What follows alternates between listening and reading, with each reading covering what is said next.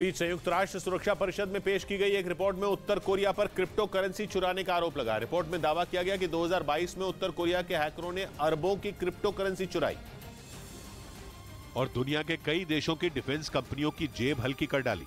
Crypto currency digital currency होती है और इसके जरिए ऑनलाइन लेन देन ही हो सकता है। यही नहीं, इसमें किसी भी थर्ड पार्टी का कोई दखल नहीं होता। यानी क्रिप्टो करेंसी की चोरी करना मामूली बात नहीं, और अगर वो चोरी हो गई तो उसे वापस लाना भी आसान नहीं।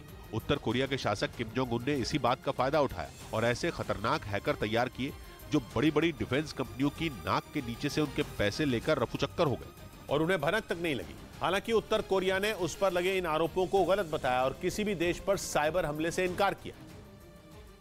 लेकिन संयुक्त राष्ट्र सुरक्षा परिषद में पेश की गई रिपोर्ट ने दुनिया को सकते में डाल दिया, क्योंकि रिपोर्ट में दावा किया गया कि किम जोंग उन के हैकरों ने $630 मिलियन यानी करीब 5,000 करोड़ रुपए की क्रिप्टो करेंसी चुरा ली। और ये क्रिप्टो करेंसी दुनिया के अलग अलग देशों की बड़ी बड़ी डिफेंस कंपनियों की है और उनके लिए अपनी क्रिप्टो करेंसी को ट्रैक करना मुश्किल है, क्योंकि उत्तर कोरिया के हैकर अपने काम में धुरंधर माने जाते हैं और उनकी चुराई गई क्रिप्टो करेंसी को वापस लाना बच्चों का खेल नहीं है।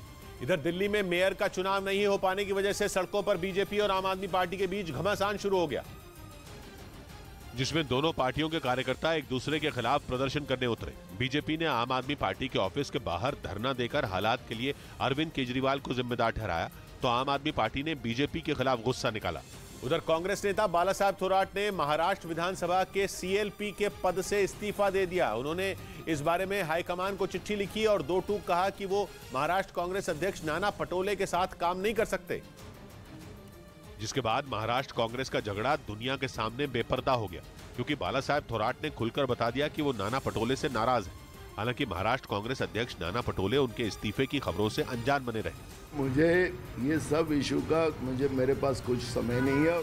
सूत्र बता रहे हैं कि थोराट और पटोले के झगड़े की वजह नासिक में हुआ विधान परिषद चुनाव है, जिसमें थोराट के भांजे सत्यजीत तांबे ने पार्टी से बगावत करके निर्दलीय चुनाव लड़ा और जीत गए, जिसके बाद सत्यजीत तांबे और उनके पिता को पार्टी से निलंबित कर दिया गया।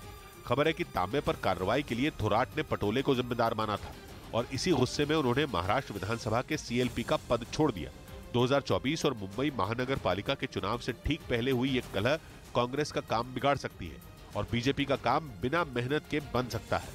इस बीच उत्तराखंड के हल्द्वानी में सरकारी जमीन पर बने करीब 4,000 घर फिलहाल तोड़े नहीं जाएंगे, क्योंकि सुप्रीम कोर्ट ने राज्य सरकार को पुनर्वास योजना बनाने के लिए 8 हफ्ते का वक्त दे दिया।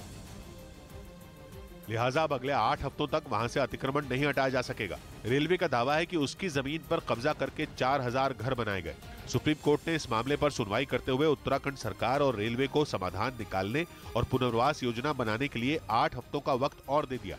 न्यूज़ 18 इंडिया की web series FIR number 208 streaming now.